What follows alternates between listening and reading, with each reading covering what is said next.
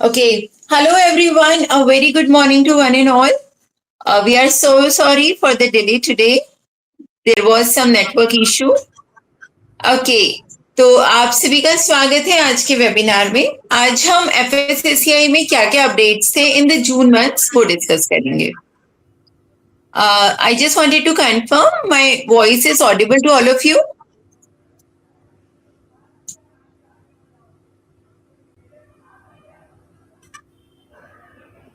Okay, thank you so much, Manoj जी।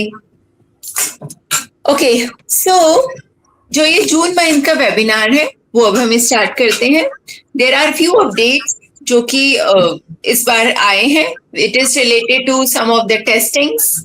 जो testings हैं आपकी उससे रिलेटेड है, फ्रूट्स की specially. Then there is also one update related to the packaging of the film, packaging of food material, packaging के ऊपर एक update आया है। साथ ही में हमारे पास कुछ और भी अपडेट्स हैं, जैसे कि कुछ न्यू ऑफिसर्स का अपॉइंटमेंट हुआ है, लेबोरेटरी से रिलेटेड है नया चीजें। So we will be sharing all this thing with you.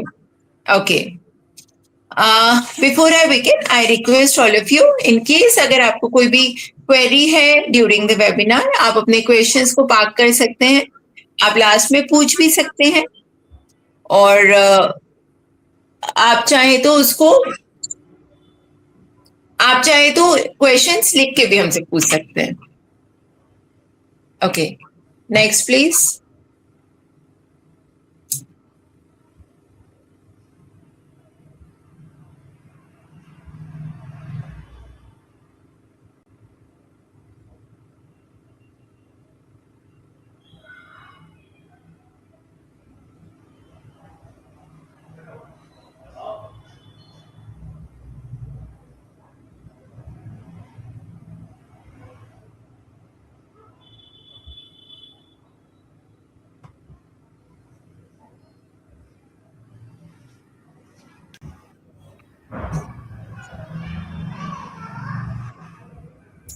I request Sumit Jain ji, please आप अपने आप को अनम्यूट कर लें।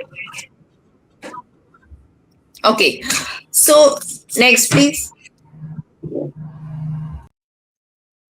अच्छा, ये जो वेबिनार है इसे क्यों इंपॉर्टेंट है? बिकॉज जब हमें एफएसएससीआई की नई नई चीजों के बारे में पता होगा तभी हम अपने उसमें इम्प्लीमेंट कर पाएंगे। This particular webinar will help you in being ahead of your premises in you can be ahead with respect to the other food industries. You will be knowing all the updates and you will be able to implement the same in your own premises. Okay, to introduce myself, I'm Yesha Shrivastava and I've done BTech. Also, I'm the trainer and auditor with FSSCI, and I've done more than 500 trainings and audits so far. I'm a food technologist, nutritionalist, auditor, consultant, and trainer. I'm also author of the book Beyond Food. And why we are doing all these webinars? Because we are on a mission to help 1 million food businesses so that every food on this planet remains safe for consumer. और इसी उद्देश्य के साथ हम food safety में trainings, consultancies and audits provide करते हैं। About our organisation यारी क्वालिटेड, हम लोग एफएसएससीआई के पार्टनर्स हैं और क्यूसीआई के भी पार्टनर्स हैं और एमओएफपीआई के साथ भी जुड़े हुए हैं। Okay. So we provide auditing, training, consultancy. Yes. अच्छा, what is FSSAI? आज का ये जो वेबिनार है वो FSSAI से, ये it's all about FSSAI. And what is FSSAI? Food Safety and Standard Authority of India. Okay. FSSAI में हम जो भी सारी चीजों के बारे में बात करेंगे ये सारी इसकी वेबसाइट से लिया गया है। ये जो एफएसएसए की अपडेट्स है इसमें जो भी एडवाइजरीज आती हैं, ऑर्डर्स आते हैं और जो भी नोटिफिकेशंस आते हैं हमने उससे लिया है ये। Okay okay, the very first order is appointment of designated office.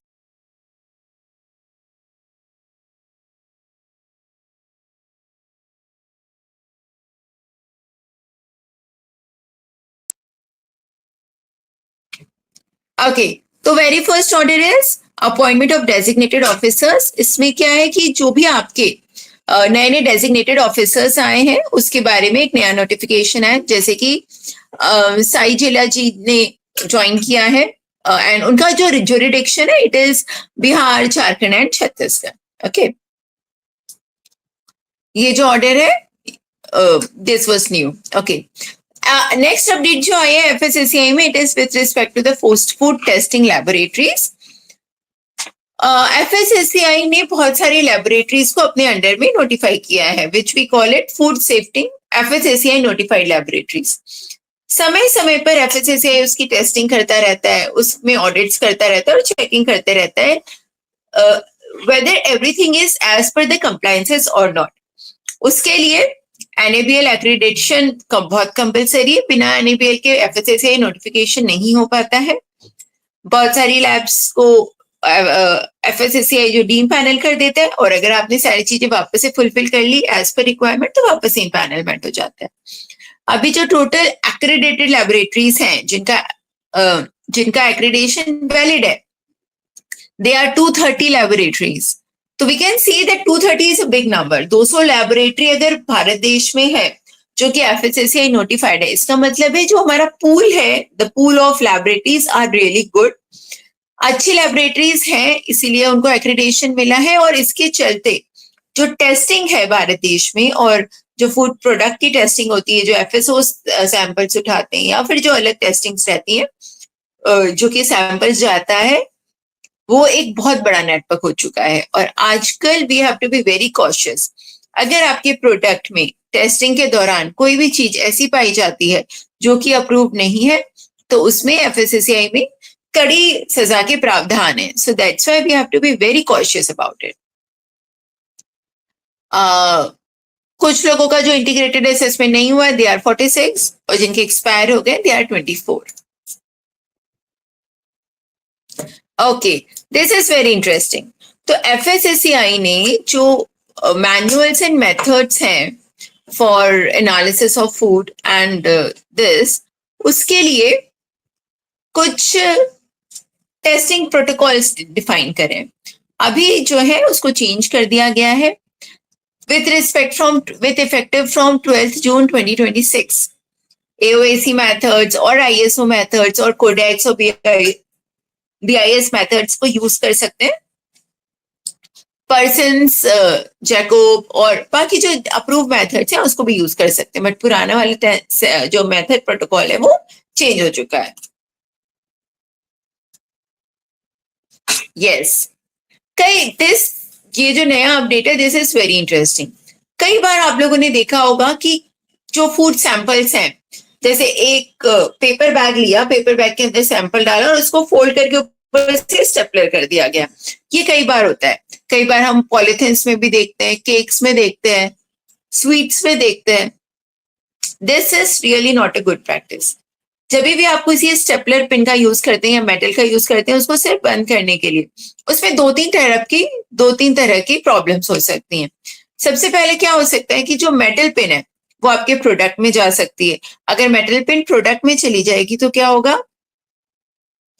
Metal pin अगर प्रोडक्ट में जाएगी तो वो प्रोडक्ट अगर कोई खाया तो उसके थ्रोट में फंस सकता है, उसके गले में प्रॉब्लम कर सकता है, स्क्रैच आ सकते हैं, पेट में जा सकता है, इवन ऑपरेशन तक करना पड़ सकता है। एंड ये ऐसा हुआ है, this is already an evidence. That's why FSSCI said कि जो आपका प्रोडक्ट है उसमें जब भी आपने पैकिंग करी है, अगर उसकी स्टेपलर से बिल्कुल पैक नहीं करना है, इवन जो पिन्स आती हैं उससे भी पैक नहीं करना है। You can use the other good quality food packaging measures. ठीक, ये जो मेटेलिक पिन है ये जब फूड प्रोडक्ट में चली जाएगी तो ये बहुत बड़ा एक्सीडेंट कॉज कर सकती है और बहुत एडवर्स हेल्थ इफेक्ट हो जाता है उसका।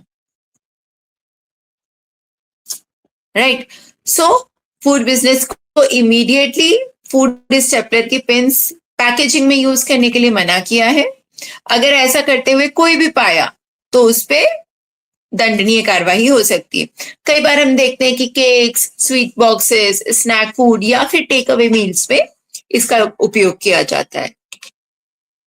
And protect consumers and strengthen food safety. इस ऑब्जेक्टिव के साथ एफएसएसएआई वाला बहुत इंपॉर्टेंट कदम लिया है।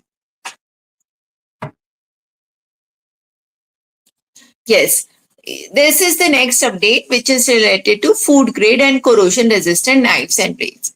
कई बार हमने देखा होगा और आपने भी देखा होगा कि जब आप मार्केट में गए या कभी कभी स्ट्रीट शॉप पे जाते हैं, आप किसी फ्रूट चाट वाले के पास जा रहे हैं, आप किसी अदर प्रोडक्ट्स जैसे चाट बनाने वाला है या किसी और के पास भी जा रहे हैं, बन वाला है उसके पास जा रहे हैं, तो वो लोग ज्यादातर एक लोहे की नाइफ यूज करते हैं और वो जो लोहे की नाइफ होती है वो कई बार जंग भी लग जाता है उसमें।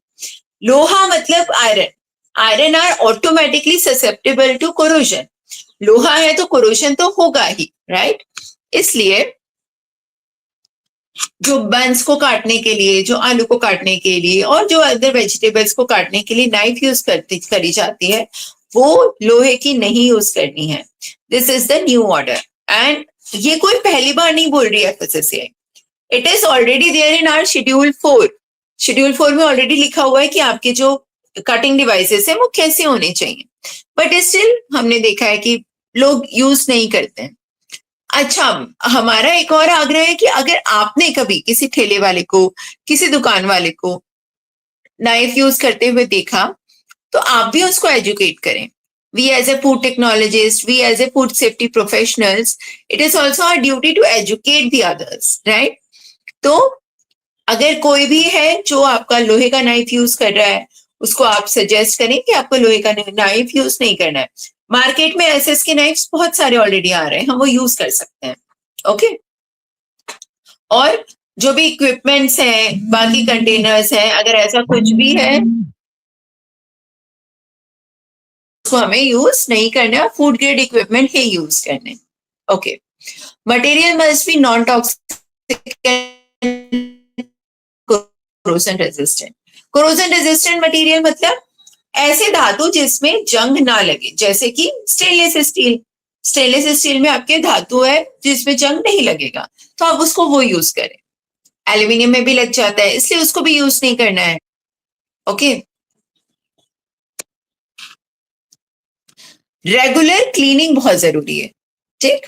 अच्छा, एफबीओ को क्या डायरेक्शन है? फूड ग्रेड और कोरोजन रेजिस्टेंस की नाइफ, ब्लेड और कटिंग इक्विपमेंट्स यूज करना है। आप कोई चॉपिंग बोर्ड यूज कर रहे हो, कई बार ये पाया गया है कि जो चॉपिंग बोर्ड यूज हो रहा है वो भी लकड़ी का रहता है। वो लकड़ी के चॉपिंग बोर्ड में चॉप करते करते वो जो लकड़ी है नीचे से बहुत खराब हो जाती है, तो जब वो लकड़ी जो आपका बेक करते उसमें दरारें आ जाती और उसकी भी प्रॉपरली क्लीनिंग नहीं हो पाती है। उसका रिजल्ट क्या होता है? वो जो लकड़ी है उसमें इन्फेस्टेशन होगा और उसी से आपको कंटामिनेशन क्रिएट होता है। इसलिए जितने भी कटिंग इक्विपमेंट्स है वो फूड ग्रेड होने चाहिए और गुड क्वालिटी के होने चाहिए, सही कंडीशन में होने चाहिए। It should always be in a sound and hygienic condition, और उसमें रस्ट नहीं लगा होना चाहिए, कोरोजन नहीं होना चाहिए, क्रैक्स नहीं होना चाहिए, चिपिंग्स नहीं होना चाहिए, पेंट नहीं निकलता होना चाहिए और ब्रेक भी नहीं होना चाहिए। ओके, क्यों क्यों ये सारी चीजों बोली है एफएसएसएआई ने? क्योंकि फिजिकल कंटामिनेशन हो सकता है। अगर मेटल है या लकड़ी है तो उसका टुकड़ा निकल के आपके प्रोडक्ट में जाएगा चॉपिंग करते समय। केमिकल कंटामिनेशन होएगा, उसमें रस्ट लगा है और जो पेंट निकल रहा है, जो डैमेज सरफेसेस है वो भी खाने में जाएंगे, केमिकल कंटामिनेशन क्रिएट करेगा। इसी के साथ में माइक्रोबायोलॉजिकल कंटामिनेशन है ड्यू टू पुअर हाइजीन, वो भी होगा। And increasing risk of consumer health and food safety, इससे हमारी स्वास्थ्य पे बहुत बड़ा असर होता है। इसलिए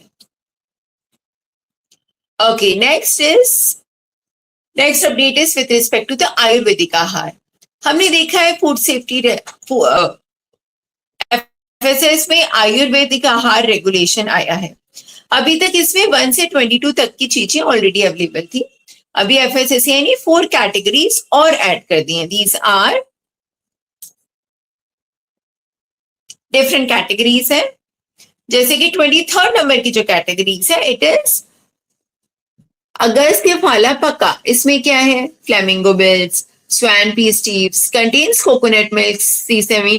तो आयुर्वेदिक आहार का जो रेगुलेशन है, it is purely based on our our scriptures, okay, जो आयुर्वेदिक बुकलेट है उसमें जो रेसिपीज दी हुई है which is trial and tested, it is been use in India since so long, हम बहुत ही सदियों से उसको यूज करते आ रहे हैं, ठीक है। तो वो सारी चीजें जो ऑलरेडी डिफाइंड है, वो वाले फॉर्मुलेशंस, वो वाले ingredients, concentrations, temperatures, everything is defined, उसको रेगुलेशन में लिया जा रहा है।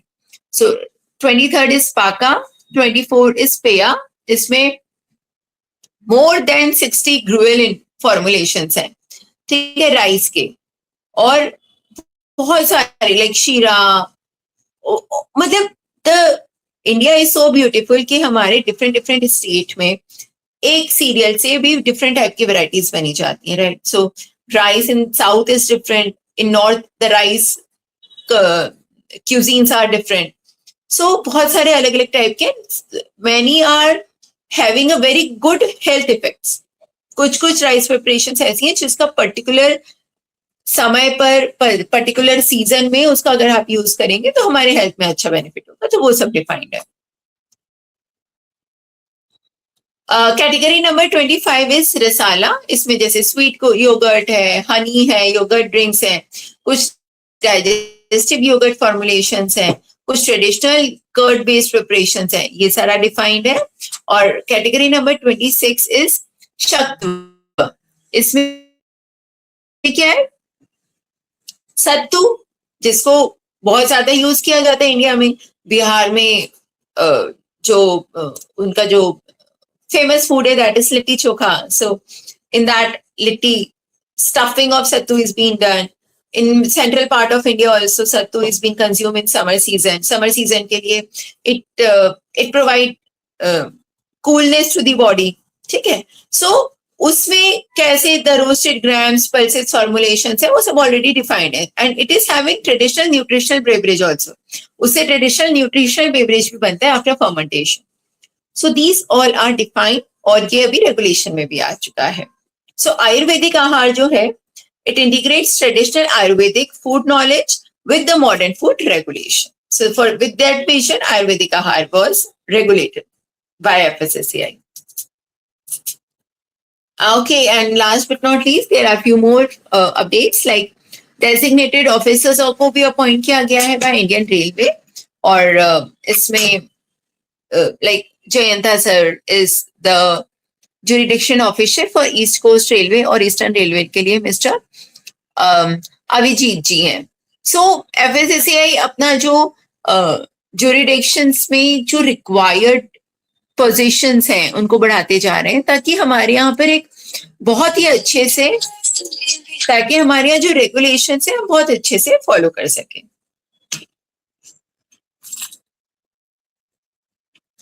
FSSAI also cracked down misleading food labels. आप लोगों ने देखा होगा आजकल FSSAI जो है वो क्लेम्स पे बहुत ज्यादा बात कर रही है। अगर आपने आपके प्रोडक्ट्स में कुछ भी मिसलीडिंग क्लेम्स करे हैं, FSSAI, there is a high probability that FSSAI will send you a notice. देखिए, आपने अपने प्रोडक्ट में लिखा कि rich in protein, healthy, vegan, okay, ऐसे आपने बहुत सारे अलग अलग अगर पोजीशंस करे हैं, बहुत सारा ब्रांडिंग करिए, so healthy food products, natural food, juice, 100% juice, और आपने जो क्लेम करा है अगर उस प्रोडक्ट में वो नहीं है, so that means it is misleading. आप जो बोल रहे हो वो उस प्रोडक्ट में नहीं है। FSSAI के एडवर्टीजमेंट एंड क्लेम रेगुलेशन में it is defined in a very beautiful way कि आप अपने प्रोडक्ट के ऊपर क्या लिख सकते हो, क्या नहीं लिख सकते। आप कब हेल्दी लिख सकते हो, आप 100% तो अब आप लिख ही नहीं सकते, आप 100% वेज नहीं लिख सकते, 100% वीट नहीं लिख सकते, आप कुछ भी 100% नहीं लिख सकते, ओके। हेल्दी आप नहीं लिख सकते, आप प्योर नहीं लिख सकते, ओके। सो क्यों नहीं लिख सकते? बिकॉज मिसलीडिंग हो जाता है वो कई बार। FSSAI ने अभी थोड़े दिनों पहले 14 लोगों को नोटिस भेजा था for the different misleading claims. Recently अभी कल परसों ऑल्सो 3 लोगों को और नोटिस गया है। जैसे अगर आपने वीगन स्टेट किया है, अगर आपके पास वीगन नहीं है, अगर आपके पास FSSAI का वीगन एंडोर्समेंट नहीं है और आपने अपने प्रोडक्ट के ऊपर वीगन लिख दिया है, FSSAI can throw you a notice. और एक बार अगर आपके पास नोटिस आता है तो उसमें आपका बहुत ज्यादा लॉसेस है। सबसे फर्स्ट आपके रेगुलेटरी कंप्लायंसेस डिसहेम्पर होते हैं, आपको पेनल्टी लगेगी। ओके, उसके बाद आपका ब्रांड रेपुटेशन का लॉस होता है, which is a big thing. कोई भी एक ब्रांड अपने आप को स्टैब्लिश करता है, बनाता है, टेक्स इयर्स, बट नोटिस के कारण आपका ब्रांड रेपुटेशन खराब हो जाता है। थर्ड, कस्टमर सेटिस्फैक्शन और कस्टमर कॉन्फिडेंस ऑल्सो लूज हो जाता है। आपने अगर चीजों को फॉलो नहीं करा है पर आप लिख रही हो तो आप कस्टमर का ट्रस्ट खो देते हैं। That's why it is very important to follow the labelling law. जो लेबलिंग एंड डिस्प्ले रेगुलेशन है एफएसएससीआई का, that needs to be followed by everyone. आपको अगर कभी भी अपने प्रोडक्ट में कुछ कंफ्यूजन है, आप चाहते हैं अपना प्रोडक्ट वेरीफाई कराएं, आप ये चाहते हैं कि आप ये चेक करें कि आपका जो प्रोडक्ट है वो लेबलिंग एंड डिस्प्ले रेगुलेशन के अंतर्गत है या नहीं, और साथ में उसमें advertisement and claim regulation properly है या नहीं, तो आप हमसे कांटेक्ट कर सकते हैं। We can help you. अगर उसमें कोई भी ऐसी चीजें लिखी होंगी जिसमें आपको एफएससीआई की तरफ से नोटिस आने की संभावना है, तो हम डेफिनेटली आपको मदद करेंगे और आपका उस लेवल को कंप्लाई कर सकते हैं। But this we can do beforehand. ऐसा नहीं हो सकता कि बाद में, ठीक है, आपको बाद में अगर नोटिस आया तो कराना ही पड़ेगा चेंज। इससे अच्छा आप पहले ही करा लें चेंज, ताकि आपको नोटिस भी ना आए और हम एक लीगल कंप्लाई फॉलो कर सकें।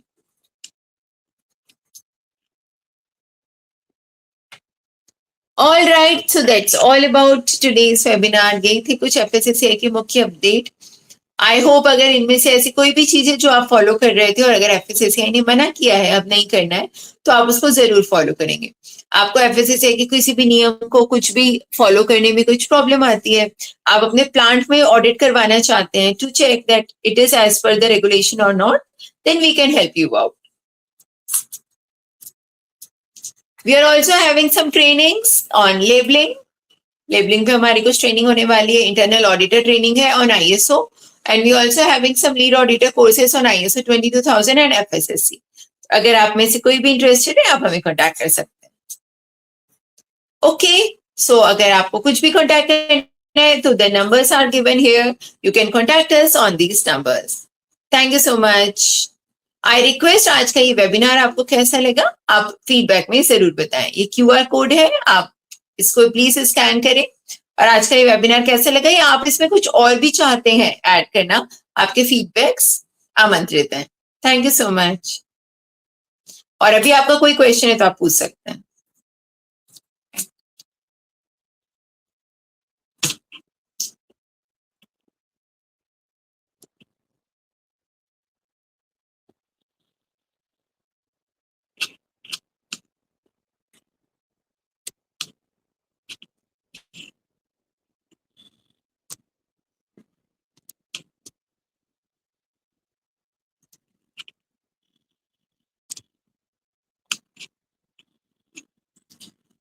All right, thank you so much for joining us today. Namaskar.